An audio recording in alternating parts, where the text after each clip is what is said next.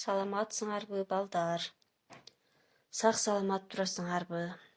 Силер менен мындан аркы сабактарыбыз WhatsApp аркылуу өтүлмөкчү.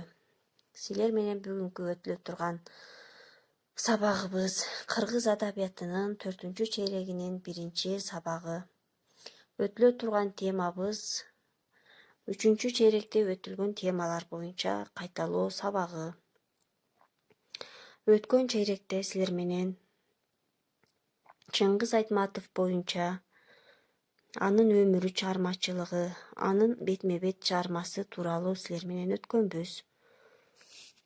Дүйнө элинин сүйүп окуган китептеринин автору, улуу гуманист, дүйнө элине белгилүү болгон жазуучу Чыңгыз Айтматов силер билгендей эле 1928-жылы 12-декабрда Талас өрөөнүнүн Шекер айылында кызматкердин үй-бүлөсүндө туулган.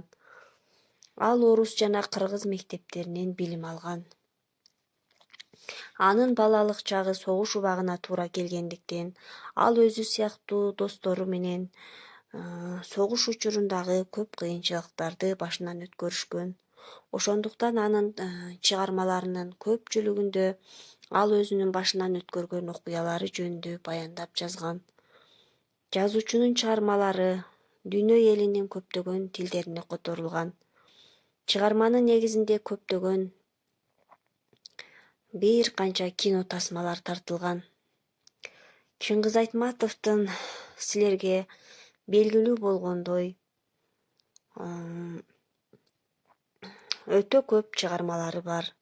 Мисалга ала турган болсок, 1-мугалим, Жамиля, Саманчынын жолу, Бетме-бет, Гүлсарат, Деңиз бойлой жорткон ала дөбөт, Ак кеме, Эрте келген турналар повестери, Кыямат, Кылымга арытар бир күн, Тоолор кулаганда аттуу романдары бар.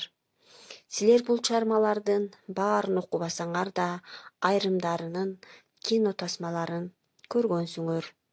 Бул чыгармалардын ичинен силер сүйүп окуган чыгармалар да бар. Чыгармалардын кээ бир башкы каармандары силер үчүн тааныш деп ойлойм. Мисалга алсак, Данияр менен Жамиля, Асел менен Ильяс, Сейде менен Ысмайыл, Дүйшөн менен Алтынай, Толгонай менен Жерене, Султанмурат менен Мырзагүл аттуу каармандар силер үчүн тааныш. Залкар сүрөткердин Бетме-бет повестин силер менен өткөн чейректе өткөнбүз. Бул чыгармада согуш учурундагы элдин оор турмушу, Сейде сыяктуу карапайым аялдын үй-бүлөсүнүн тагдыры жөнүндө баяндалат. Чыгармада анын жолдошу Ысмайылдын тагдыры көрсөтүлөт. Ата мекендик согуш учурунда кыйын турмуш элестери чагылдырылат. Адамдын жеке кызыкчылыгы, башкача айтканда аскер качкынынын кейиштүү тагдыры сүрөттөлөт. Бул жерде сөз Ысмайыл жөнүндө болуп жатканы силерге белгилүү. Ал өз үй-бүлөсүн кыйнап, өзүнүн адамдык сапатын жоготуп, өзүнүн кара курсагы үчүн көп балалуу жесир аял Тотойдун уюн уурдап сойгону.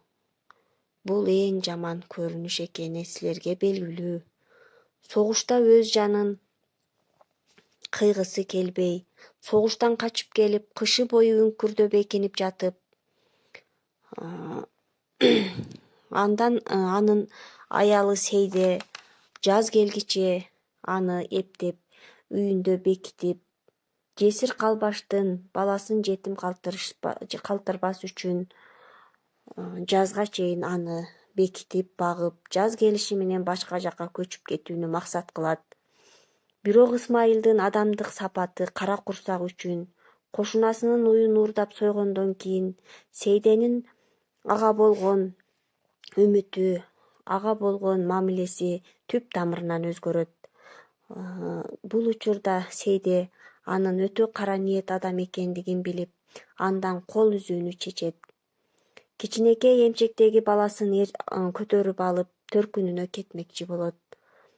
Ошол учурда Ысмайыл Тотойдун уюн союп келип, үйгө ыргытып, андан ары өзү качып жөнөйт.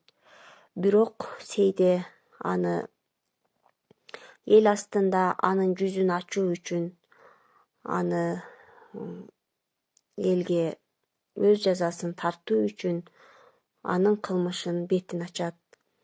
Эми балдар, силер ушул чыгармадан Сейдени кандай адам деп ойлойсуңар? Ал эми Ысмайылга кандай мүнөздөмө бересиңер? Ушул тууралуу өзүңөрдүн оюңарды жазасыңар.